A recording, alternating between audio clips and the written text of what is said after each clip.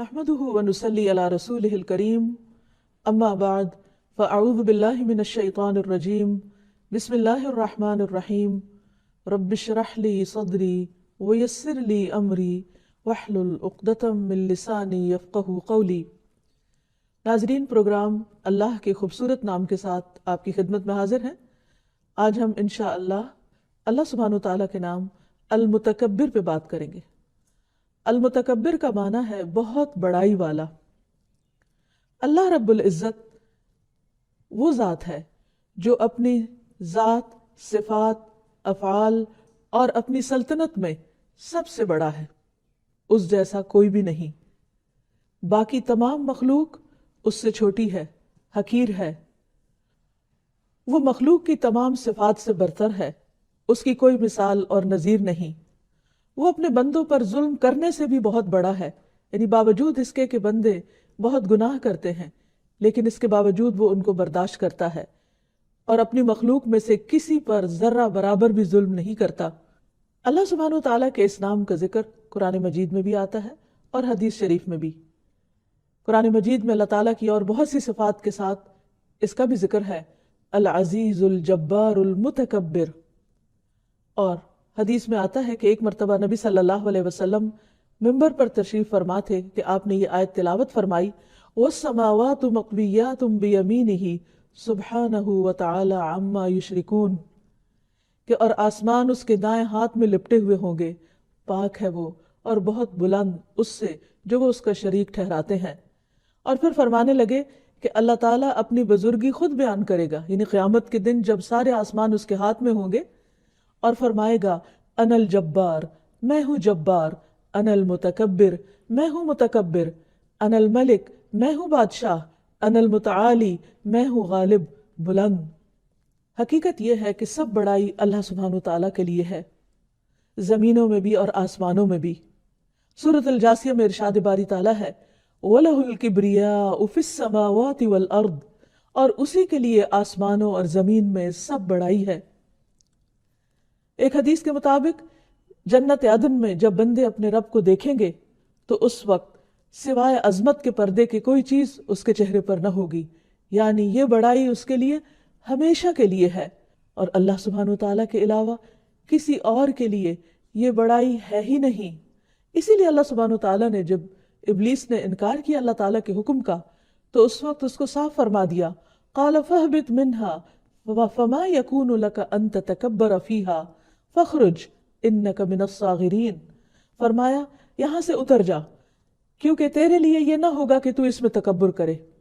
یعنی اللہ سبحانہ تعالیٰ کا حکم نہ مانے اور اپنی مرضی کرے، سو نکل جا، یقیناً تو ذلیل ہونے والوں میں سے ہے۔ رسول اللہ صلی اللہ علیہ وسلم اللہ سبحانہ تعالیٰ کی اس بڑائی کا اظہار اپنے رکوع اور سجدوں میں کیا کرتے تھے، اور یہ دعا کثرت سے مانگتے تھے،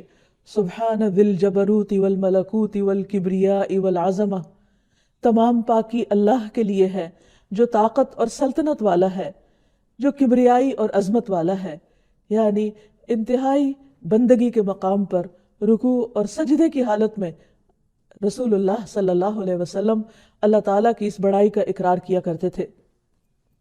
ہمیں بھی چاہیے کہ ہم بھی حقیقی معنوں میں اللہ سبحانہ تعالیٰ کی عظمت اور بڑائی کو محسوس کریں۔ پھر یہ ہے کہ اللہ سبحانہ تعالیٰ کی بڑائی کا معنی یہ بھی ہے کہ اللہ تعالیٰ اپنے کمتر ہونے کی نفی فرماتا ہے۔ اگر ہم اللہ سبحانہ تعالیٰ کی بڑائی کو محسوس کرنا چاہیں تو اس کی کائنات میں غور و فکر کریں۔ اس نے جو کچھ بنایا ہے، خواہ آسمانوں میں ہو یا زمین میں، اس کی نشانیاں ہر طرف بکھری ہوئی ہیں۔ ان میں سے کوئی چیز بھی ایسی نہیں کہ جس کا مقابلہ انسان کر سکے، کوئی انسانی دماغ کر سکے، خواہ ساری دنیا کے لوگ مل کر بھی، اکٹھے ہو کر بھی اس کی تخلیق کی طرح کوئی چیز تخلیق کرنا چاہیں تو وہ ان کے بس میں نہیں۔ یہیں سے انسان کا کمتر ہونا اور رب کا بڑا ہونا ثابت ہوتا ہے۔ اسی لیے اللہ سبحانہ تعالیٰ نے مخلوق کے لیے اس صفت کو پسند نہیں کیا، یعنی کبریائی، بڑائی اور عظمت کی صفت صرف اور صرف اللہ سبحانہ تعالیٰ کے لیے ہے، اور بندوں میں سے جو بھی بڑا بننا چاہتا ہے اللہ سبحانہ تعالیٰ اس سے سخت ناراض ہوتا ہے۔ اسی لیے ایک حدیث کے مطابق کوئی شخص ایسا جنت میں جا بھی نہ سکے گا جس کے دل میں ایک رائی کے دانے برابر بھی تکبر ہوگا، یعنی جو اپنے اندر کسی بھی طرح اپنے آپ کو بڑا سمجھے۔ بندہ ہونے کی حیثیت سے ہم پر لازم ہے کہ ہم اللہ سبحانہ تعالیٰ سے اس نام کے واسطے سے دعا کریں اور اس کی بڑائی کو تسلیم کریں، اور اپنی ہر ضرورت اور اپنی ہر حاجت میں اللہ تعالیٰ کو پکارتے رہیں اس کی بڑائی کو تسلیم کرتے ہوئے، کیونکہ اس سے نہ مانگنا تکبر کی علامت ہے۔ قرآن مجید میں اللہ تعالیٰ فرماتے ہیں وَقَالَ رَبُّكُمُ ادْعُونِي أَسْتَجِبْ لَكُمْ إِنَّ الَّذِينَ يَسْتَكْبِرُونَ عَنْ عِبَادَتِي سَيَدْخُلُونَ جَهَنَّمَ دَاخِرِينَ، اور تمہارے رب نے فرمایا کہ مجھے پکارو، مجھ سے مانگو، میں تمہاری دعا قبول کروں گا، بے شک وہ لوگ جو میری عبادت سے تکبر کرتے ہیں ان قریب ذلیل ہو کر جہنم میں داخل ہوں گے۔ اس لیے انسان کو ہمیشہ اللہ سبحانہ تعالیٰ کے سامنے جھکتے رہنا چاہیے، اپنی عاجزی اور مسکنت کا اظہار کرتے رہنا چاہیے، اپنی حاجتیں اسی کے سامنے رکھنی چاہیے، اور اپنی زبان سے بھی اس کی بڑائی کا اظہار کرنا چاہیے۔ حضرت سعد سے روایت ہے کہ ایک بدو نبی صلی اللہ علیہ وسلم کی خدمت میں حاضر ہوا، اس نے عرض کیا کہ مجھے ایسا کلام سکھائیں جسے میں پڑھتا رہوں۔ آپ نے فرمایا یوں کہو لا الہ الا اللہ وحدہ لا شریک لہ اللہ اکبر کبیرا والحمد للہ کثیرا وسبحان اللہ رب العالمین لا حول ولا قوة الا باللہ العزیز الحکیم۔ اس نے عرض کیا کہ یہ سارے کلمات تو میرے رب کے لیے ہیں، میرے لیے کیا ہے؟ آپ نے فرمایا یوں کہو اللہم اغفر لی وارحمنی واہدنی وارزقنی، اے اللہ مجھے معاف کر دے، مجھ پر رحم فرما، مجھے ہدایت دے اور مجھے رزق عطا فرما۔ اور اگر دیکھا جائے تو ان کلمات میں جن کو آپ صلی اللہ علیہ وسلم نے اس بدو کو سکھایا، اس میں اللہ سبحانہ تعالیٰ کی بڑائی کا ہی ذکر ہے۔ لا الہ الا اللہ وحدہ لا شریک لہ اللہ اکبر کبیرہ، یعنی صرف اللہ اکبر نہیں بلکہ اللہ اکبر کبیرہ، تاکید کے لیے کہ اللہ بڑا ہے، بہت ہی بڑا۔ اور اگر انسان ان کلمات کو ادا کرے تو اس کے لیے لازم ہے کہ اللہ سبحانہ تعالیٰ کی بڑائی کو محسوس بھی کرے۔ جب انسان اس بات پر ایمان لے آتا ہے کہ سب بڑائی اللہ ہی کے لیے ہے تو وہ تکبر سے بچنے کی کوشش کرتا ہے۔ رسول اللہ صلی اللہ علیہ وسلم نماز میں فاتحہ سے پہلے یہ دعا پڑھا کرتے تھے اعوذ باللہ من الشیطان من نفخہ ونفثہ وہمزہ، اے اللہ میں شیطان مردود کے ہمز، نفخ اور نفخ سے آپ کی پناہ میں آتا ہوں۔ نفخ سے مراد شعر ہے اور نفخ سے مراد تکبر ہے اور ہمز سے مراد موت ہے، یعنی انسان اپنی نمازوں میں اور اس کے علاوہ بھی شیطان کے تکبر ڈالنے سے اپنے آپ کو اللہ کی پناہ میں دے، کیونکہ شیطان نے خود تکبر کیا اور وہ چاہتا ہے کہ انسان کے اندر بھی یہ خرابی پیدا ہو تاکہ وہ اللہ سبحانہ تعالیٰ سے دور ہو جائے۔ انسان کو اس بات سے بھی بچنا چاہیے کہ اپنی نگاہوں میں خود بڑا بنے، یعنی اپنے آپ کو بڑا سمجھے۔ صحیح مسلم کی ایک روایت میں ہمیں یہ دعا سکھائی گئی ہے کہ ہم اللہ سبحانہ تعالیٰ کی پناہ چاہیں کہ ہم اپنے نفس میں اپنے آپ کو بڑا سمجھیں۔ فرمایا انی اعوذ باللہ ان اکون فی نفسی عظیما وعند اللہ صغیرا، میں اللہ کی پناہ مانگتا ہوں اس بات سے کہ میں اپنے آپ کو بڑا سمجھوں اور اللہ کے ہاں چھوٹا سمجھا جاؤں۔ یعنی یہ انسان کے لیے کس قدر دھوکے کی بات ہے، اپنے نفس کو فریب دینے کی بات ہے کہ انسان اپنے آپ کو بڑی چیز سمجھے اور اللہ کے ہاں اس کا کوئی بھی مقام نہ ہو، کوئی بھی مرتبہ نہ ہو، بلکہ اللہ سبحانہ تعالیٰ اس کے اس سوچ کی وجہ سے، اس احساس کی وجہ سے اس پر ناراض ہوتا ہو۔ چونکہ ساری بڑائی اللہ سبحانہ تعالیٰ کو زیبا ہے، اس لیے بندوں کو ہر قیمت پر، ہر صورت میں تکبر سے بچنا چاہیے۔ جب ایک بندہ اللہ سبحانہ تعالیٰ کے متکبر ہونے پر یقین رکھتا ہے تو پھر وہ تکبر سے بچنے کی کوشش کرتا ہے۔ تکبر دراصل ہے کیا جو بندوں کے حق میں ناپسندیدہ ہے؟ نبی صلی اللہ علیہ وسلم نے خود اس کی وضاحت فرما دی کہ الکبر بطر الحق وغمط الناس، تکبر تو حق کی طرف سے منہ موڑنا اور دوسرے لوگوں کو کمتر سمجھنا ہے، اور ذرا برابر بھی تکبر انسان کو جنت میں جانے سے روک دے گا۔ ایک مرتبہ عبداللہ بن عمر اور عبداللہ بن عمر مروا کے مقام پر آپس میں انہوں نے ملاقات کی، تو عبداللہ بن عمر کے جانے کے بعد عبداللہ بن عمر بیٹھ کر رونے لگے۔ کسی نے ان سے پوچھا کہ آپ کیوں رو رہے ہیں؟ انہوں نے کہا کہ ابھی مجھ سے عبداللہ بن عمر نے ایک حدیث بیان کی ہے جس میں انہوں نے خود نبی صلی اللہ علیہ وسلم کو یہ فرماتے ہوئے سنا کہ وہ شخص جنت میں داخل نہ ہوگا جس کے دل میں رائی کے ایک دانے برابر بھی تکبر ہوگا، اللہ اسے چہرے کے بل جہنم میں اوندھا کر کے ڈال دے گا۔ ایک اور روایت میں آتا ہے، حارثہ بن وہب کہتے ہیں کہ میں نے خود رسول اللہ صلی اللہ علیہ وسلم کو فرماتے ہوئے سنا، کیا میں تمہیں اہل جنت کے بارے میں نہ بتاؤں؟ ہر وہ آدمی جو کمزور ہو اور اسے دبایا جاتا ہو، لیکن اگر وہ اللہ کے نام کی قسم کھا لے تو اللہ تعالیٰ اس کی قسم پوری کر دے۔ اور کیا میں تمہیں اہل جہنم کے بارے میں نہ بتاؤں کہ کون ہوں گے جہنم کے لوگ؟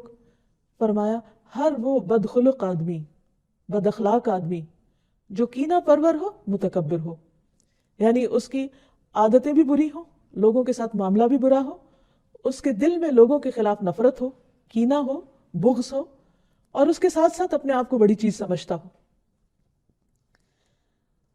یعنی یہاں پر جو لفظ استعمال ہوئے ہیں وہ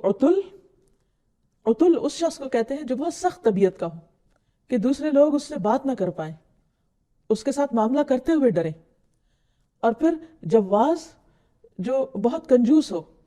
اور لوگوں کے ساتھ بھلائی نہ کرتا ہو، اور جعزری تکبر کرنے والا اور اپنے آپ کو بڑی چیز سمجھنے والا۔ تو یہ صفات اور یہ بد اخلاقی جو ہے انسان کو جنت سے محروم کر سکتی ہے۔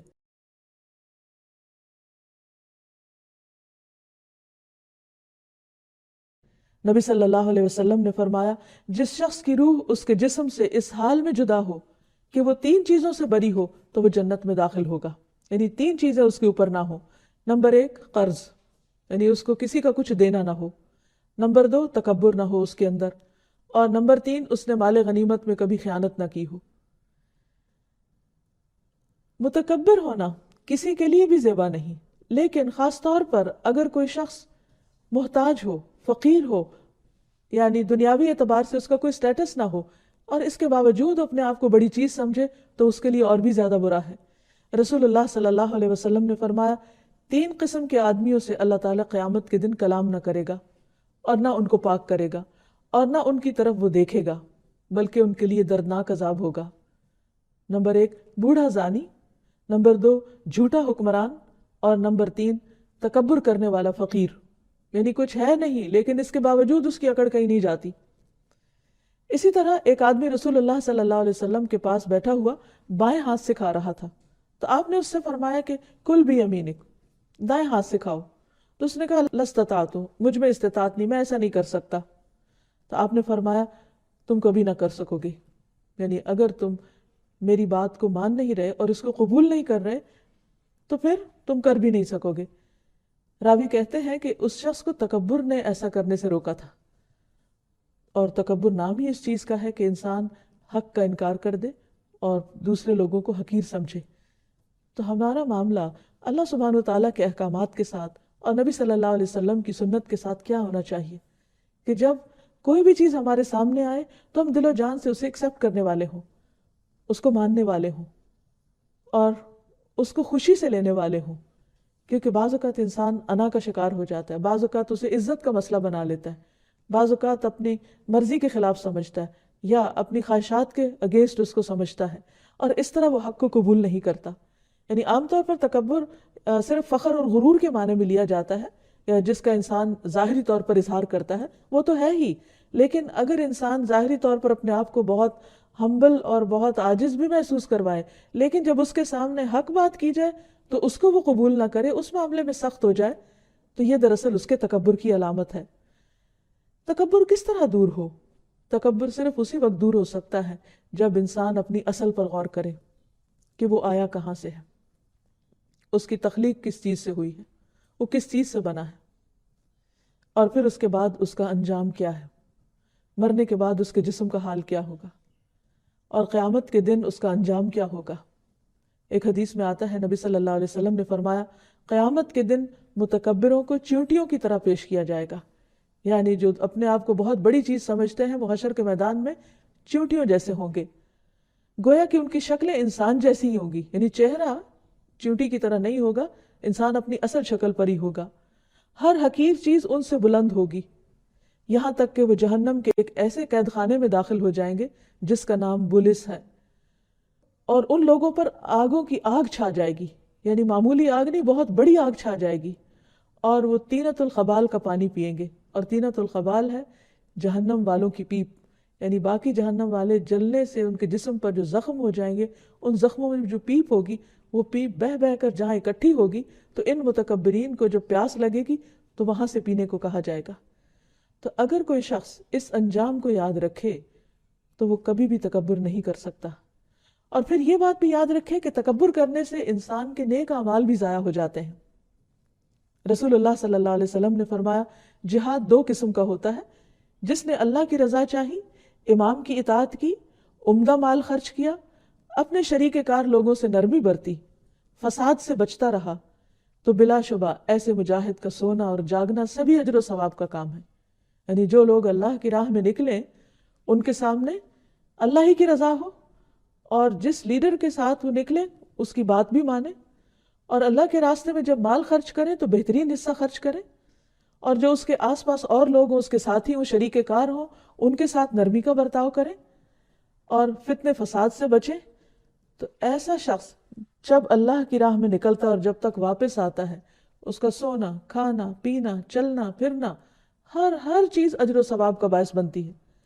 اس کے برعکس جو شخص فخر، دکھلاوے اور شہرت کی غرض سے نکلے،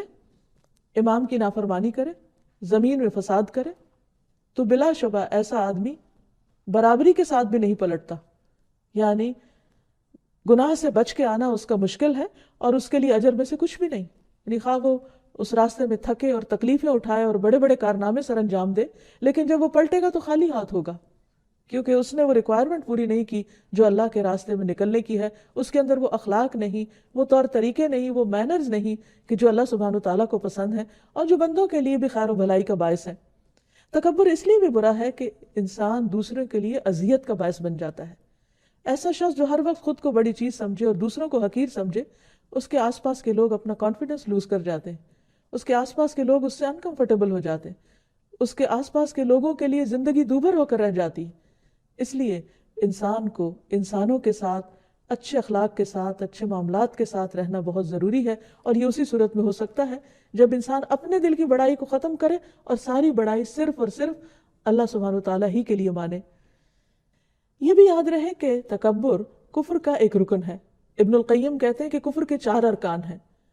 نمبر 1 تکبر، نمبر 2 حسد، نمبر 3 غضب یعنی غصہ، اور غصہ بھی بنیادی طور پر تکبر ہی کی وجہ سے آتا ہے، اور نمبر 4 شہوت۔ اور جب کسی کے اندر یہ چیزیں آتی ہیں تو پھر اللہ سبحانہ وتعالیٰ ایسے لوگوں کے دلوں پر مہر لگا دیتا ہے، انہیں اپنی غلطیوں کا احساس بھی نہیں دیتا، اور اس طرح وہ مسلسل اللہ کی نافرمانی میں زندگی بسر کر کے دنیا سے رخصت ہوتے ہیں۔ پھر جیسا کہ پہلے عرض کیا گیا کہ نبی صلی اللہ علیہ وسلم نے تکبر کو 2 حصوں میں تقسیم کیا۔ ایک بطر الحق، جس کا معنی یہ ہے کہ اللہ کے احکام کے آگے بڑائی ظاہر کرنا، یعنی اللہ کے مقابلے پہ آ جانا کہ اللہ تعالیٰ یہ آپ کا حکم ہے، اور دوسری طرف میری مرضی، میرے دل کی بات، اور دوسری طرف غمت الناس، لوگوں کے ساتھ معاملہ کرتے وقت ان کے ساتھ بدسلوکی کرنا، ان کو اپنے سے کم سمجھنا۔ ہم دیکھتے ہیں کہ تاریخ میں جن لوگوں نے اپنے آپ کو بڑا سمجھا اور اللہ سبحانہ وتعالیٰ کے سامنے تکبر کا اظہار کیا، ان میں خاص طور پر فرعون، قارون اور حامان ہے۔ اللہ تعالیٰ فرماتے ہیں وَقَارُونَ وَفِرْعَوْنَ وَحَامَانَ وَلَقَدْ جَاءَهُم مُوسَىٰ بِالْبَيِّنَاتِ فَاسْتَكْبَرُوا فِي الْأَرْضِ وَمَا كَانُوا سَابِقِينَ۔ اور قارون اور فرعون اور حامان کو بلا شبہ یقیناً ان کے پاس موسیٰ علیہ السلام کھلی نشانیاں لے کر آئے، تو وہ زمین میں بڑے بن بیٹھے۔ یعنی ان لوگوں کو حق قبول کرنے سے کس چیز نے روکا؟ ان کی بڑائی کے احساس نے، اور فرمایا اور وہ بچ نکلنے والے نہ تھے۔ یعنی ان میں سے ایک ایک کا انجام سب کے سامنے ہے کہ پھر وہ کس نتیجے کو پہنچے۔ اسی طرح تکبر کرنے والوں میں سب سے پہلے ابلیس کا نام آتا ہے۔ وَإِذْ قُلْنَا لِلْمَلَائِكَةِ اسْجُدُوا لِآدَمَ فَسَجَدُوا إِلَّا إِبْلِيسَ أَبَى وَاسْتَكْبَرَ وَكَانَ مِنَ الْكَافِرِينَ۔ اور جب ہم نے فرشتوں سے کہا کہ آدم کو سجدہ کرو تو انہوں نے سجدہ کیا، مگر ابلیس، اس نے انکار کیا اور تکبر کیا اور کافروں میں سے ہو گیا، یعنی انکار کرنے والوں میں شامل ہو گیا، حالانکہ وہ سب کچھ جانتا تھا، اور کہا جاتا ہے کہ بہت عبادت گزار بھی تھا، لیکن اس کی ساری عبادت اور اس کا سارا علم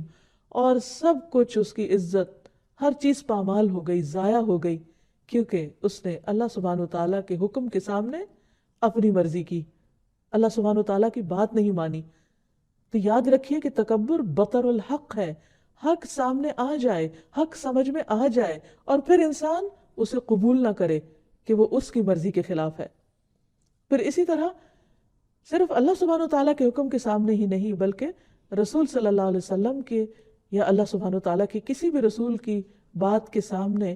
اپنی بات کو فوقیت دینا اور اپنی مرضی کو بڑا جاننا یہ بھی تکبر میں ہے۔